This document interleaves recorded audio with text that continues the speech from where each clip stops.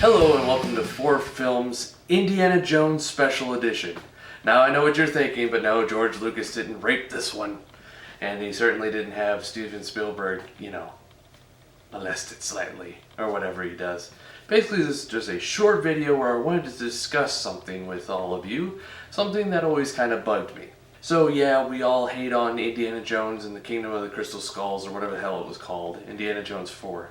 And I get it, it wasn't a very memorable film, but it was okay. It wasn't the worst thing I've ever seen.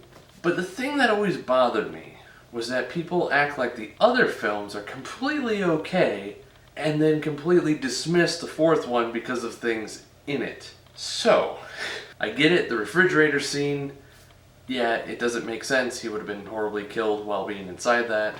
Not from the nuclear blast, but from the force of it, which shook him up like a can, and you'd have a freshly squeezed Indiana Jones. The other thing that people seem to have a problem with was that there were aliens in it. Hold up. Not on this day. The problem with this argument is that means that they're completely okay with the Ark of the Covenant.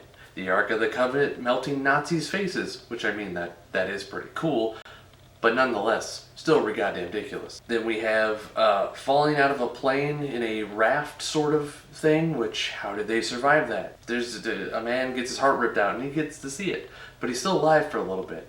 Like ancient magic of some kind. Short round. No just and loving God would allow him to exist. And then you get Indiana Jones and the Holy Grail. The Holy Grail is real. So Ark of the Covenant, Holy Grail, short round. And yet you have a problem with aliens and surviving being tossed about in a refrigerator, which granted, that is still stupid, but you can't hate on that one when all the others are just as dumb. So I guess in conclusion what I'm trying to say is fantasy and adventure and science fiction and all that stuff, it has a place in our lives to tell us stories that can mean something and mean other things, and sometimes they're just dumb fun.